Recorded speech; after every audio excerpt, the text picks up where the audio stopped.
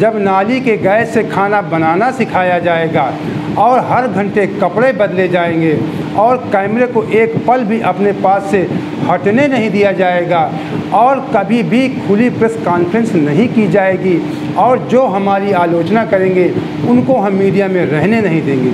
जब ऐसा देश हमारे हाल का होगा तो इस तरह के रेल हादसे होते रहेंगे। दोस्तों नमस्कार, हमारा नाम योगेश शुक्ला है और आप इस समय इस पर संदेश देख रहे हैं। तो दोस्तों आप सबको ये बात पता चल चुकी होगी कि कल शाम 7 बजे उड़ीसा के बालासोर ज़िले में एक साथ 3 ट्रेनें टकराना कहीं न कहीं बहुत बड़ी मानव भूल है। आपको बता दें, हमारे जो रेल मंत्री हैं उसी प्रदेश से आते हैं, उड़ीसा से आते हैं, अश्विनी वैष्णव जी। उन्होंने एक डेमो पेश किया था अभी कुछ दिन पहले कवच नाम से कि अब हमारी ट्रेनें कभी भी आपस में नहीं टकराएंगी। अब ये केवल सोशल मीडिया में दिखाने के लिए था। जैसा आप सब जानते हैं कि देश से बड़ी बड़ी चीज़ें छुपाई जाती हैं चुनाव जीतने के लिए और गलत आंकड़े पेश किए जाते हैं, चाहे बेरोजगारी का मामला हो चाहे आर्थिक मामला हो। लेकिन उसी तरीके हो सकता है ये जो उन्होंने डेमो पेश किया था कि जो कवच, अब हर प्रत्येक ट्रेन में एक कवच लगा रहेगा, कभी भी आपस में 2 ट्रेनें नहीं टकराएंगी। मैं पहले आपको ये वीडियो दिखा देता हूँ, उसके बाद में इस पर चर्चा करते हैं। हेड ऑन कॉलेज का प्रेस करते हुए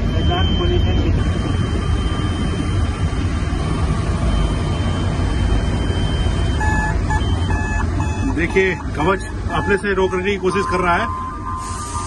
ड्राइवर साहब आप तो ब्रेक नहीं लगा रहे हैं, ड्राइवर ब्रेक नहीं लगा रहे हैं। आगे लोको खड़ा है ब्लॉक सेक्शन के अंदर, एक ही लाइन में 2 ट्रेन खड़ी है और ट्रेन कोलाइड करने की कोशिश कर रहे हैं हम लोग, लेकिन कवच रोक रहा है। Yes, great.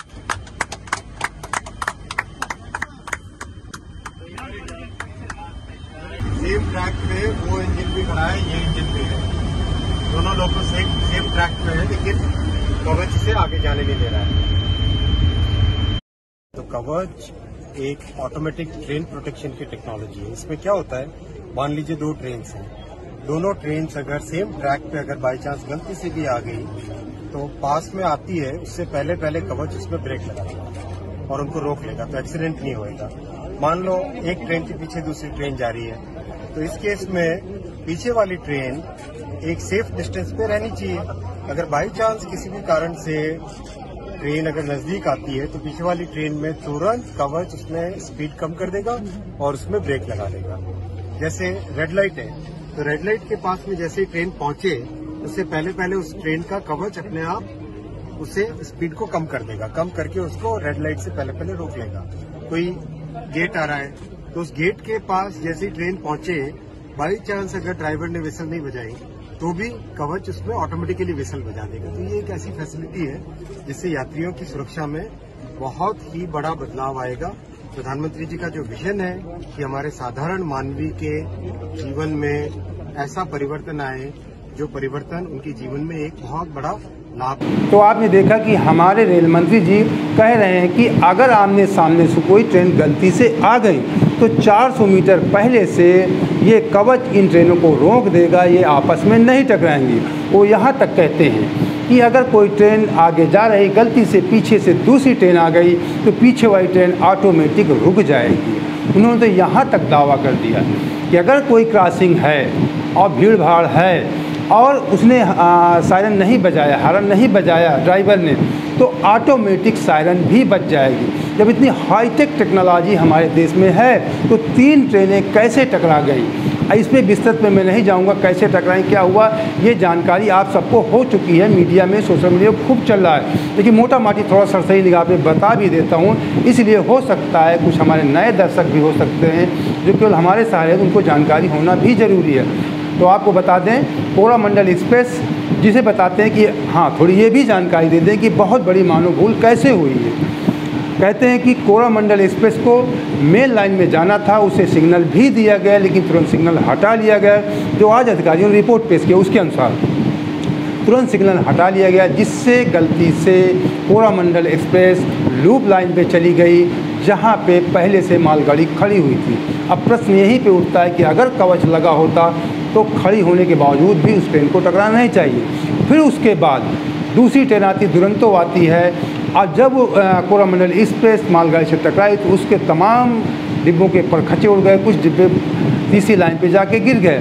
जब उधर से तीसरी ट्रेन आती है दुरंतो, तो वो जो डिब्बे पटरी में पड़े हुए थे उससे टकरा गए। अब कितनी बड़ी मानव भूल, इसको मानव भूल तो है ही जो रिपोर्ट में पेश किया गया, लेकिन एक ट्रेन में मान सकते थे कि हो सकता है कवच ना लगा हो, किसी की टेक्नोलॉजी कोई फेल भी हो सकती है, लेकिन दो ट्रेनें, दोनों जो यात्री ट्रेनें थी दोनों टकराई। एक मालगाड़ी पे चढ़ गई, दूसरे जो उस डिब्बे के जो कोरोमंडल एक्सप्रेस के डिब्बे गिरे उससे जाके टकरा गई दुरंतो। तो इतनी बड़ी जो टेक्नोलॉजी दिखाई गई हमारे देश को, जो गुमराह किया गया कि हमारी टेक्नोलॉजी अब कभी हमारे देश की ट्रेनें नहीं टकराएंगी। एक तरफ हम बुलेट ट्रेन चलाने की बात करते हैं, दूसरी तरफ जो हमारे देश की ट्रेनें अभी चल रही हैं उनकी सुरक्षा की कोई गारंटी भी हम नहीं दे पा रहे हैं। बुलेट ट्रेन का उद्घाटन भी जापान के प्रधानमंत्री को बुलाकर कराया भी गया, लगभग 5 साल हो चुके हैं, लेकिन अब इस पर क्या प्रगति हुई ये किसी को जानकारी नहीं है। लेकिन हमारे पूरे देश को जानकारी रहती है कि हमारे प्रधानमंत्री जी हर घंटे कपड़े कौन से पहनते हैं, कौन से कपड़े बदलते हैं, ये सभी को जानकारी रहती है। आज भी उन्होंने ऐसा किया।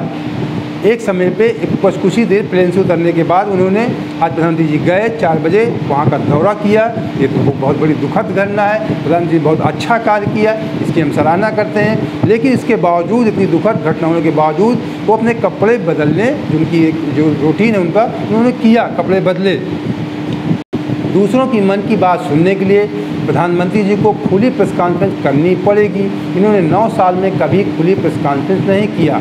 पत्रकार भी एक तरह की जनता की आवाज़ होते हैं, जो नेता होते हैं वो जनता के प्रतिनिधि होते हैं, लेकिन पत्रकार, हम जैसे तमाम पत्रकार या अन्य तमाम बड़े पत्रकार, वो जनता की आवाज़ होते हैं। जनता की तरफ से क्रॉस क्वेश्चन करते हैं, सवाल करते हैं कि आपने ऐसा क्यों किया। लेकिन मोदी जी को अपनी आलोचना पसंद नहीं है, इसीलिए खुली प्रेस कॉन्फ्रेंस की बात बहुत दूर की बात है। जो अगर कोई सरकार के कार्यों की अगर केवल दिखा देता है कि सरकार ने गलत किया, तो उस पत्रकार को भी मीडिया पे नहीं रहने दिया जाता। ये सच्चाई है।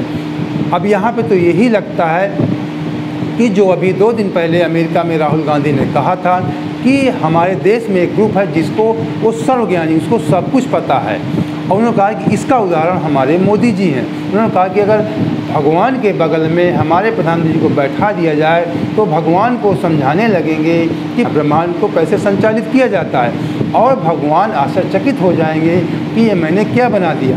तो वही उसी तरीके देश को भी चलाया जा रहा है, केवल डेमो दिखा करके, फैशन दिखा करके, केवल मीडिया में दिखा करके। सारे अभी लोकसभा चुनाव भी हुआ, तो मैं आपको बता दूं, आप लोग कह रहे होंगे कि हम के कैसी बातें कर रहे हैं, रेल हादसा की बातें नहीं कर रहे हैं। रेल हादसा की चीज़ें आपने बहुत देख लिया मीडिया पे, लेकिन आपको सच्चाई से भी आपको वाकिफ होना ज़रूरी है। अभी मैं आपको बता दूं, लोकसभा चुनाव जब हो रहा था तो कांग्रेस नेता राहुल गांधी चिल्ला कर अपने मन से कहते थे कि हमारे देश ने बेरोज़गारी का 45 साल का रिकॉर्ड तोड़ दिया है, लेकिन मीडिया में उसको दबाया गया, आंकड़े थे। लेकिन जब लोकसभा चुनाव हो गए, मैंने खुद देखा, जो गोदी मीडिया के सुधीर चौधरी जैसे पत्रकार, तब ये जी न्यूज़ में इन्होंने खुद कहा कि हाँ, एक चुनाव के लोकसभा चुनाव के 1 हफ्ते बाद इन्होंने कहा कि हमारे देश ने बेरोज़गारी में 45 साल का रिकॉर्ड तोड़ दिया है। तो सिर्फ चुनाव जीतना है, देश के लोगों को गलत जानकारियाँ देना है, आंकड़े छुपाने हैं। तो दोस्तों, अब आपसे हमारा एक निवेदन भी है कि अगर आप इसी तरह की निष्पक्ष खबरें देखना चाहते हैं तो हमारे चैनल को ज्वाइन कर लीजिए। कुछ मंथली पेमेंट होते हैं, उसके माध्यम से आप हमारा आर्थिक सहयोग कर सकते हैं। अगर ये भी नहीं कर सकते हैं तो 1 टाइम पेमेंट करके आप हमारा आर्थिक सहयोग कर सकते हैं। हमारा नंबर डिस्क्रिप्शन बॉक्स में पड़ा रहता है और स्क्रीन में भी लगा रहता है। हम ये नहीं कहते कि आपको 4,000, 10,000, लाख 50,000 कोई आर्थिक सहयोग करना है। 150 रुपये से लेकर कुछ भी, आप इससे ऊपर कुछ भी सहयोग कर सकते हैं। आप सब जानते हैं कि निष्पक्ष मीडिया इस दौर में चलाना कितना कठिन कार्य है। अगर ये भी नहीं कर सकते तो कम से कम हमारे चैनल को सब्सक्राइब तो कर ही सकते हैं। अब वीडियो को लाइक करके दोस्तों को शेयर कर सकते हैं। जय हिंद, जय भारत।